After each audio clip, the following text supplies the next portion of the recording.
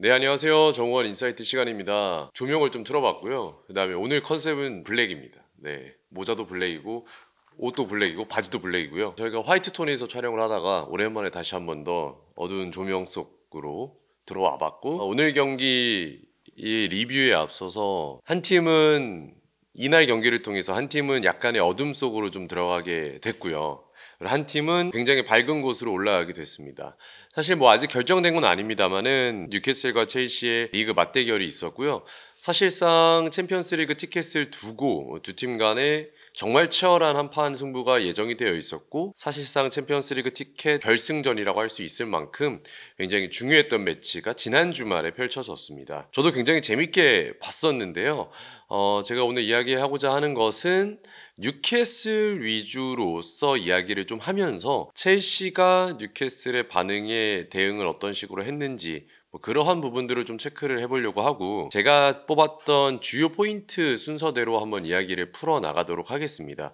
오늘은 일단 뉴캐슬과 첼시의 리그 맞대결이었습니다. 스코어는 뭐 많은 팬분들이 아시는 것처럼 2대0 스코어가 났어요. 뉴캐슬 홈 세인트 제임스 파크에서 펼쳐졌었고, 뉴캐슬이 굉장히 이번 시즌에 강한 면모를 보여주고 있습니다. 특히 에디 하우 감독이 이끌고 있는 뉴캐슬이죠. 뉴캐슬이 이번 시즌 리그컵도 우승을 차지하면서 에디 하우 감독이 드디어 첫 번째 우승컵을 또 들어 올리기도 했고요. 이번 시즌의 뉴캐슬의 상승세가 좀 대단합니다. 뉴캐슬 같은 경우 2년 전에 챔피언스리그 진출했었지만 사실 조 자체도 굉장히 쉽지 않았고, 어떻게 보면 유럽 대항전에서의 경쟁력을 보여줄 만한 준비가 되어 있었느냐에 약간 의문부호가 좀 있었거든요. 하지만 제가 느꼈을 때는 오늘 경기만 보더라도 굉장히 준비를 잘 해오고 있고, 에디 하우 감독의 전술적 변화 역시도 이번 시즌에 많이 이끌어내고 있다, 이렇게 좀 보여집니다. 특히나 이날 경기 굉장히 중요했던 것은 역시 형태의 변화가 일어났습니다. 네, 앞서 말씀드린 것처럼 이번 시즌 뉴캐슬은 홈에서 빅6 팀에게 아직 패배하지 않았거든요. 특히나 리그에서는요. 리그에서는 그만큼 좋은 퍼포먼스를 보여줬고, 이전 21경기의 기준으로 돌아봤을 때 리버풀 다음으로 승점을 또 많이 획득한 뉴캐슬이었습니다. 특히나 뉴캐슬 에디 하우 감독은 2024-25 시즌 리그컵 준결승 2차전이었죠. 아스날과의 경기에서도 3백을 가지고 나오면서 수비시 5백을 만들어내는 하프스페이스를 주로 공략하는 팀들에 대한 대처 방안을 만들어냈었는데요. 결과적으로 성공을 거두게 되면서 결승전까지 진출하게 됐고, 결국엔 우승까지 차지했던 이번 시즌의 전술 변화 중에 하나가 있었습니다. 이번 경기를 앞두고 에디 하우 감독이 다시 한 번 더 변화를 가지고 왔는데요. 형태 자체를 이제 4백이 아니라 3백으로 바꾸면서 3백에 보트만과 파비안 셰어 그리고 댄번을 좌우에다 배치를 하게 됐고요. 그 다음에 왼쪽에는 리브라멘토, 오른쪽에는 제이콥 머피가 윙백으로 출전을 하게 됐습니다.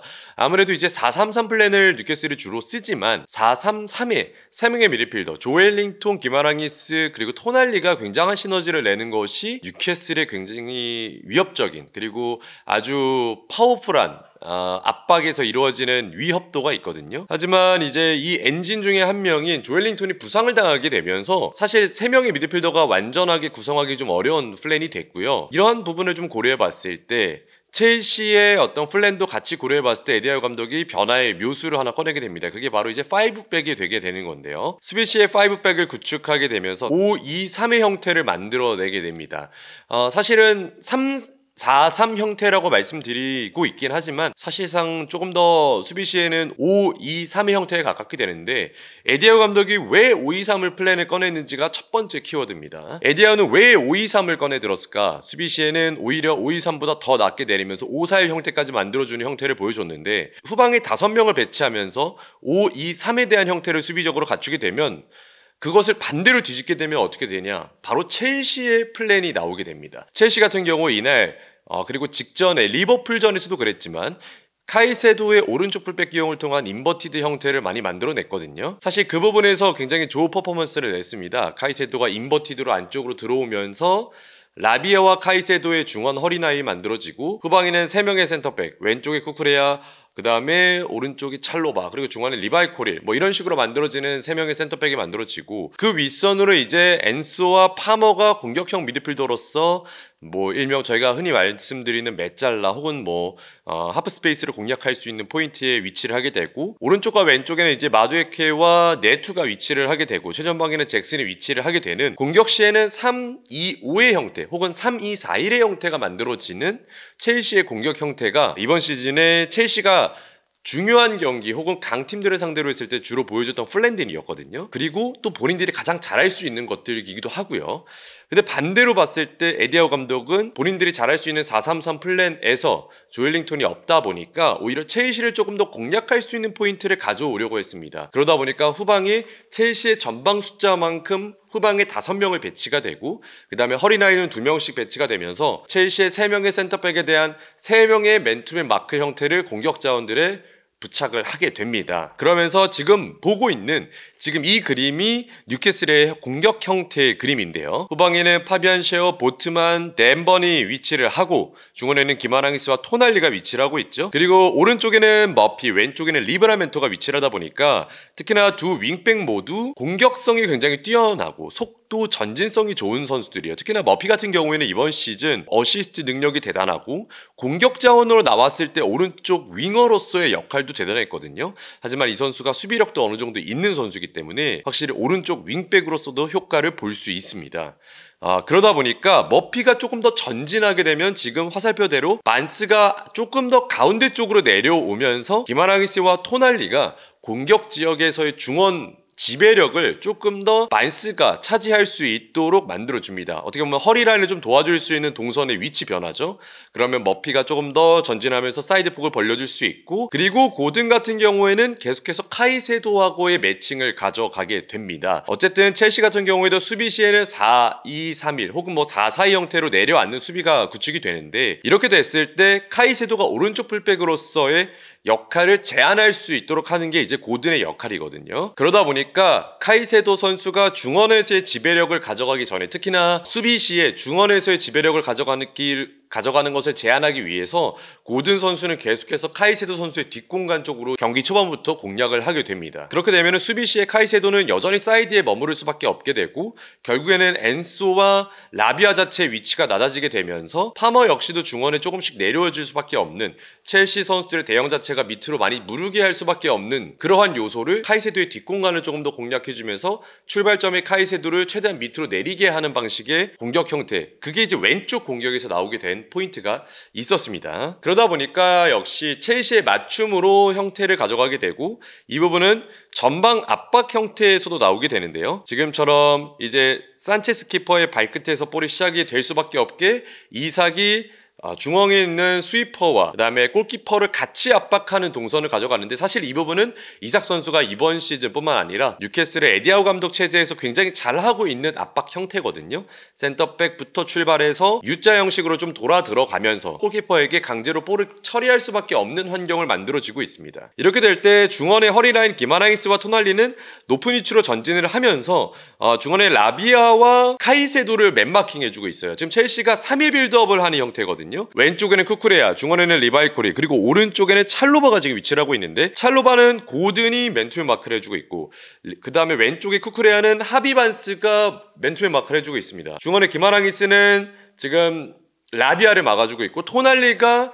지금 카이세도를 막아주고 있죠. 이 상황에서는 결국에 산체스 골키퍼가 볼을 방출할 수밖에 없는, 자이로가 아니라 타이로 방출할 수밖에 없는 플랜이 나오게 됩니다. 이 부분에서 경기 전에 에디하우 감독이 첼시를 맞춤으로 나왔던 전박 압박의 형태가 나오게 됩니다. 위치 자체가 이제 첼시의 빌드업 형태와 맞물리게 되고, 그렇게 되면서 첼시는 변형한 상태에서 빌드업을 시도하지만 5-2-3의 형태로 뉴캐슬의 압박을 가져가는 건 본인들의 형태를 그대로 유지한 상태에서 압박이 들어가게 되는 거거든요. 그러면 수비하는 뉴캐슬 입장에서 더 흔들림 없는 전방 압박을 가져갈 수 있게 되는 거죠. 지금 이 다음 장면에서 나오죠. 파머를 덴번에 막아주고 있고 엔소를 파비안 셔어가 막아주고 있어요. 그럼 이제 보트만이 현재 니콜라스 잭슨의 1대1로 뒤에서 막아주고 있는 형태가 나오게 되고요. 이러다 보니까 첼시 선수들이 맨투맨 마크로 막혀있는 상황에서 리버풀전이라든지 이전 경기에서 잘했던 부분에서 좀 경기 초반에 많이 흔들리는 모습을 좀 보이기 시작했습니다. 실제로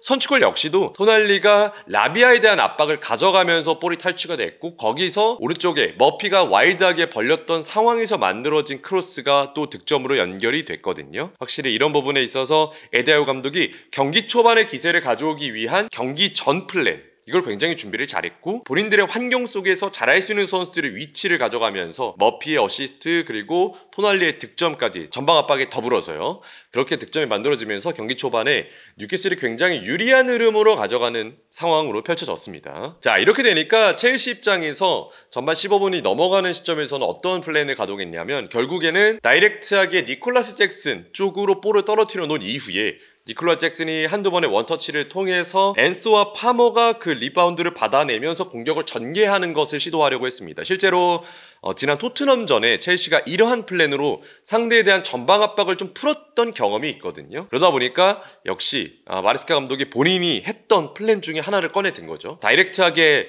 이제 잭슨 앞쪽에 볼을 떨어뜨려 주면서 리바운드 볼을 가져가려고 했는데, 이것조차도 역시 대처가 되어 있었던 뉴캐슬이었습니다. 마레스카 감독이 준비했던 두 번째 공격 형태의 플랜 역시도 에디아우 감독의 플랜 안에 또 막히게 된 모습이었고요. 확실히 경기 초반에는 에디아우 감독이 오늘 경기에 대한 플랜을 정확하게 준비를 했고요. 첼시의 어떤 변화수에 대한 것도 이번 시즌 마레스카 감독의 어떤 변화 플랜을 모두 체크를 해본 것 같은데, 확률적으로 가장 높게 나올 수 있는 변화 플랜인 롱킥에 대한 빌드업조차도 제대로 막아내면서 에디아우의 손바닥 안에서 확실히 경기가 펼쳐졌던 경기 초반의 흐름이 있었습니다. 사실 이날 경기의 변수는 잭슨의 퇴장인데요.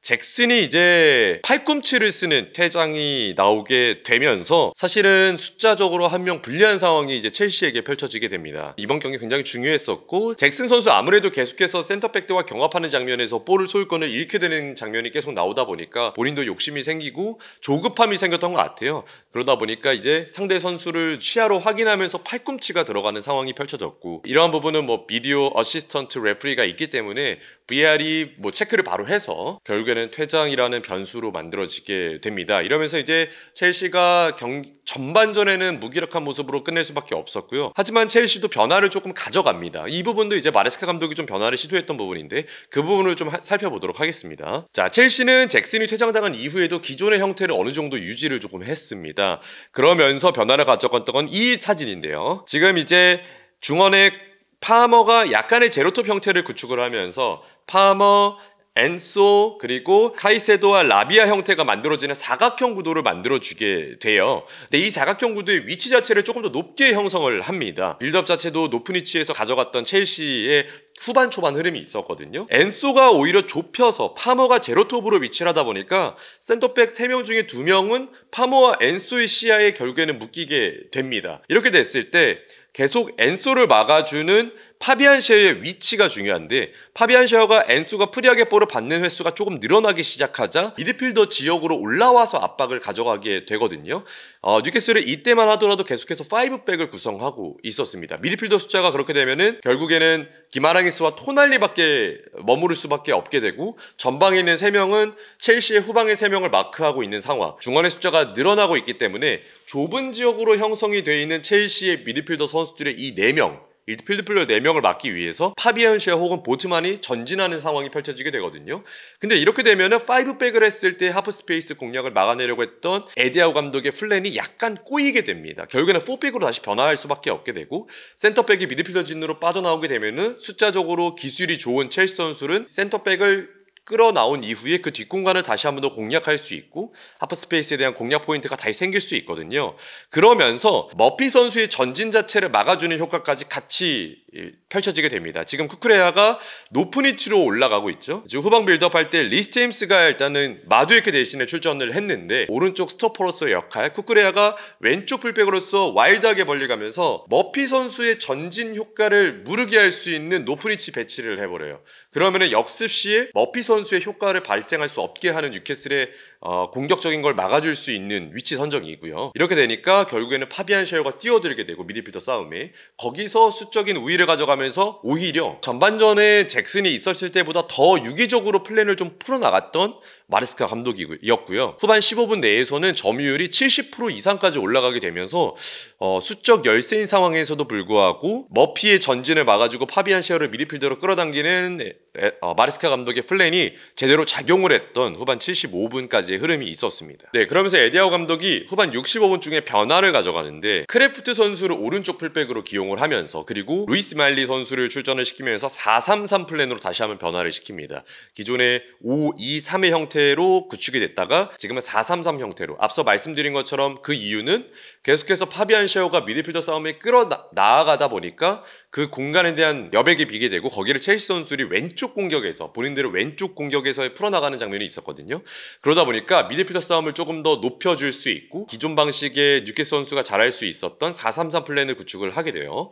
크래프트가 이제 변형 3백을 만들어줍니다. 왼쪽에 리브라멘토가 높게 올라가게 되고 수비 시에는 크래프트, 댄번, 그리고 파비안 셰어 댄번이죠. 이렇게 3명의 선수가 후방의 밸런스를 맞춰주고 리브라멘토가 어떻게 보면 비대칭 풀백 기용으로 해서 왼쪽에 높게 올라가면서 안쪽이라든지 아니면 조금 더 공격적인 직선적인 가담을 해줄 수 있게 되고, 그렇게 되면 중원 숫자는 좀 불리해질 수 있지 않냐라고 할 수 있지만 루이스 마일리가 들어왔기 때문에 토날리, 기마랑이스, 루이스 마일리를 통해서 앞서서 후반 초반 첼시가 중원의 지배력을 가져갔던 것에 대한 방해 혹은 강한 압박이 들어가게 됩니다. 그러면서 포인트는 또 뭐냐, 머피가 오른쪽 윙어로서의 역할을 다시 한번 소화를 하게 되는데요. 앞서서 머피 선수를 뒤쪽으로 무르게 하려고 했던 마레스카 감독의 쿠쿠레아 위치가 있었는데 이제는 반대로 쿠쿠레아를 뒤로 무르게 해버리는, 어떻게 보면 에디아우 감독이 다시 한 번 더 수를 던진 거죠. 머피를 오른쪽 와일드하게 벌려내면서 쿠쿠레아 전진 자체도 막아내도록 하게 되는 그러한 또 묘수가 발생하게 됩니다. 이렇게 되면서 4-3-3 플랜으로 변해하게 되고 중원의 지배력을 가져가려고 했던 마레스카 감독의 효과가 미비하게 되면서, 사실 이 부분에서 마레스카 감독의 또 다른 변화를 가져갔어야 됐지만 시간 자체도 75분이 넘어가는 시점 혹은 80분 가까이 되는 시점으로 이제 흘러가게 됐고요. 본인들의 오른쪽 지역이자 첼시의 왼쪽 공격을 막아주는 효과를 다시 한 번 더 보여줬습니다. 뉴캐슬은 조금 더 유연한 형태로 변화하면서 다음 시즌 챔피언스리그 도전하고 있고, 첼시는 조금은 답답한 흐름에서 남은 경기를 치러야 되는 상황입니다. 물론 더 디테일하게 선수들의 변화 그리고 어떤 부분적으로 어떤 식으로 조금 더 디테일하게 변화가 되면서 득점 찬스에서 어떠한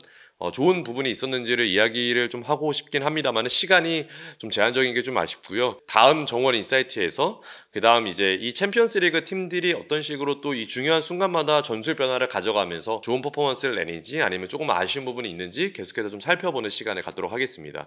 네, 오늘 정원 인사이트는 이렇게 마무리하도록 하고요. 다음 주에도 좋은 정보로 찾아뵙도록 하겠습니다.